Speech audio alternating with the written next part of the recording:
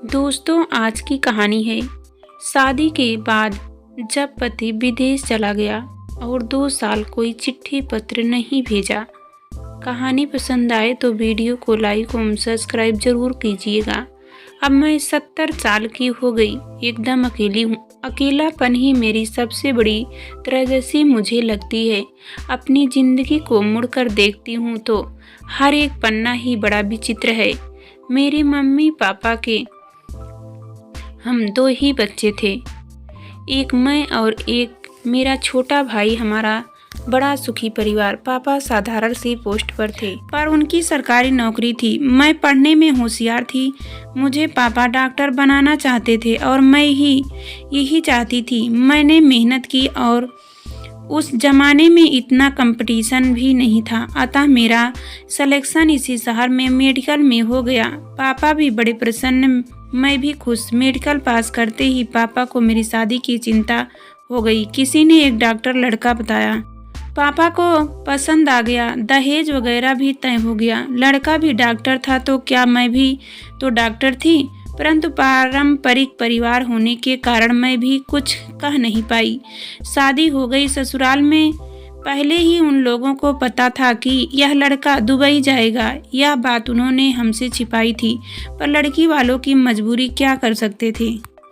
मैं पीहर आई और नौकरी करने लगी। लड़का 6 महीने बाद आएगा और मुझे ले जाएगा, यह तय हो चुका था। उन दिनों मोबाइल वगैरह तो होता नहीं था, घरों में लैंडलाइन भी नहीं होता था, चिट्ठी पत्री ही आती थी। पति महादेव ने पत्र में लिखा, मैं साल भर बाद आऊँगा।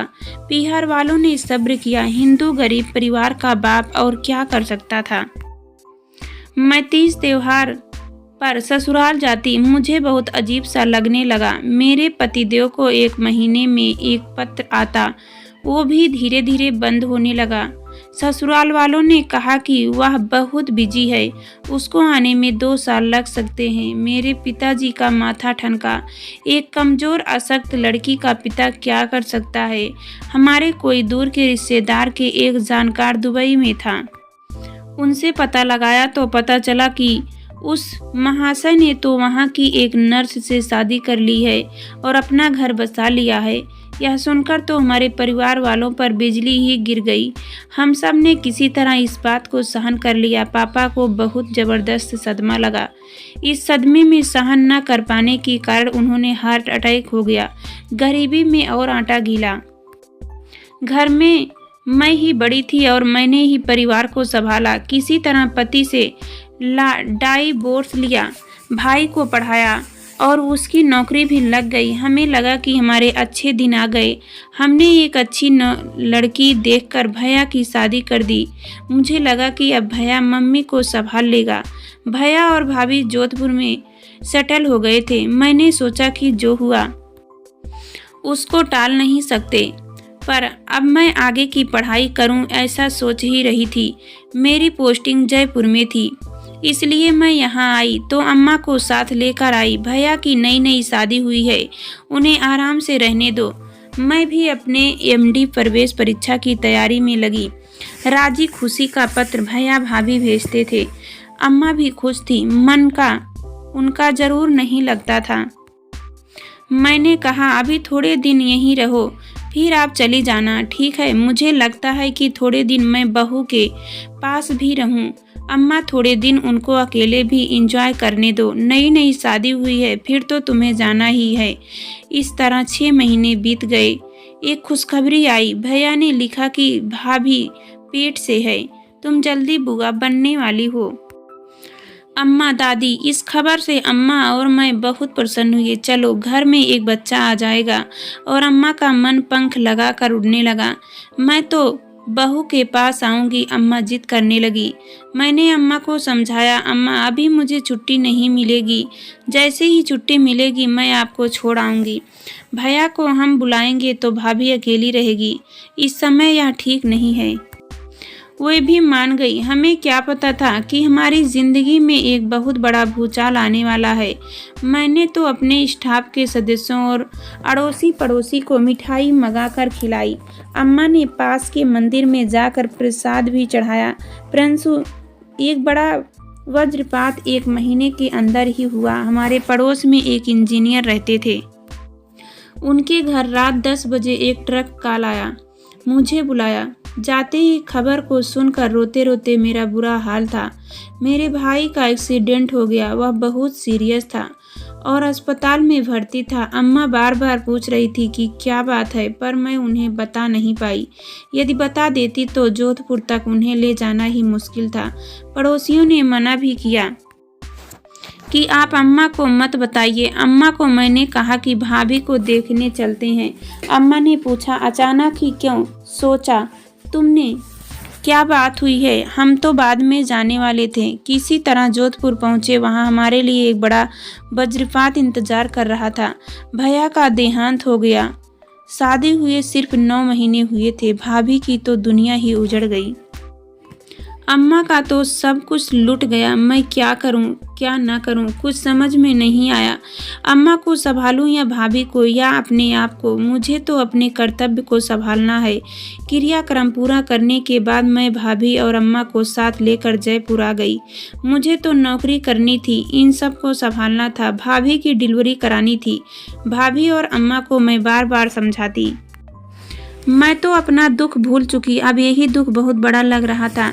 मुझ पर दुखों का पहाड़ टूट पड़ा था। उन दिनों वेतन भी ज़्यादा नहीं होता था। मकान का किराया चुकाते हुए 3 प्राणी तो हम थे और चौथा आने वाला था। नौकरी करते हुए पूरे घर को संभालना था। अम्मा भी एक के बाद एक सदमा लगने से बीमार रहने लगी। उनकी दवाई का खर्च भी मुझे ही उठाना था। मैं एमडी की पढ़ाई लिखाई वगैरह सब भूलकर इन समस्याओं में फंस गई। भाभी के पीहर वालों ने भी ध्यान नहीं दिया। उनकी मम्मी पहले ही मर चुकी थी, उनकी भाभी थी और पापा बीमार थे। ऐसे में किसी ने उन्हें नहीं बुलाया। मैं ही उन्हें आश्वासन देती रही। उन्हें अपने पीहर की याद आती और उन्हें बुरा लगता कि पापा ने भी मुझे याद नहीं किया। अब उसके पापा ना आर्थिक रूप से संपन्न थे और ना ही शारीरिक रूप से। वे भला क्या करते? यह बात तो मेरी समझ में आ गई थी। अम्मा को भी लगता कि सारा भार मेरी बेटी पर ही आ गया। बेटी पहले से दुखी है। मैं अम्मा को भी समझाती। इस छोटी उम्र में ही मैं बहुत बड़ी हो गई थी। मैं बुजुर्ग बन गई थी। भाभी की ड्यू डेट पास में आने पर अम्मा और भाभी मुझसे कहते, आप छुट्टी ले लो, हमें डर लगता है। अभी से छुट्टी ले लूं, डिलीवरी के बाद भी तो लेनी है। बड़ी मुश्किल से उन्हें समझाया। रात को परेशानी हुई तो मैं भाभी को लेकर अस्पताल गई और उन्हें भर्ती कराया। अस्पताल वालों को पता ही था कि मैं डॉक्टर हूँ। उन्होंने कहा कि आप ही बच्चे को लो। सबसे पहले मैंने ही उठाया। प्यारी सी लड़की हुई थी। सुनकर भाभी को अच्छा नहीं लगा। वह कहने लगी, लड़का होता तो मेरा सहारा ही बनता। भाभी, आप तो पढ़ी लिखी होकर कैसी बातें कर रही हैं?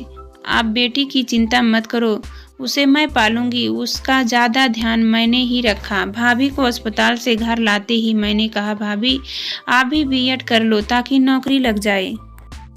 विधवा कोटे से उन्हें तुरंत बीएड में जगह मिल गई।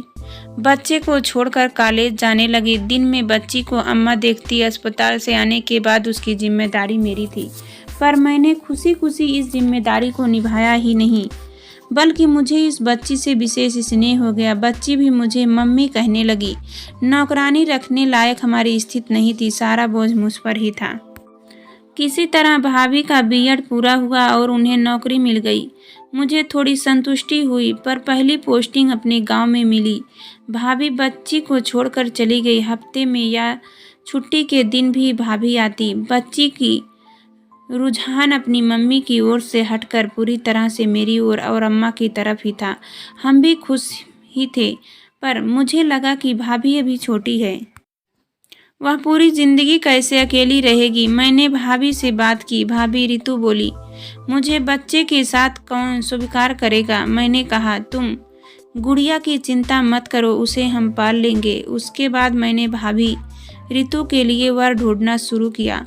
माधव नाम के एक आदमी ने भाभी से शादी करने की इच्छा प्रकट की। हम लोग खुश हुए, पर उसने भी शर्त रख दी कि रितु भाभी अपनी बेटी को लेकर नहीं आएगी, क्योंकि उनके पहले ही एक लड़की थी। मैंने तो साफ कह दिया, आप इस बात की चिंता न करें, मैं बिटिया को संभाल लूँगी, मैं उसे पाल पोस कर बड़ा करूँगी। पर माधव राजी हो गया और यह भी कहा कि आपको भी आपके भाई की कमी महसूस नहीं होने दूंगा। सुनकर मुझे भी बहुत अच्छा लगा। शुरू में माधव और रितु अक्सर आते जाते रहे। अम्मा को भी अच्छा लगता था, मुझे भी अच्छा लगता था। मैं भी माधव को भैया मान राखी बांधने लगी। सब ठीक ठाक ही चल रहा था। उन्होंने कोई जिम्मेदारी नहीं उठाई, परंतु अपने शहर से हमारे घर पिकनिक मनाने जैसे आ जाते थे। इस पर भी अम्मा और मैं खुश थे। जब भी वे आते भाभी रितु को अपनी बेटी मान अम्मा उन्हें तिलक करके दोनों को साड़ी, मिठाई, कपड़े आदि देती थी।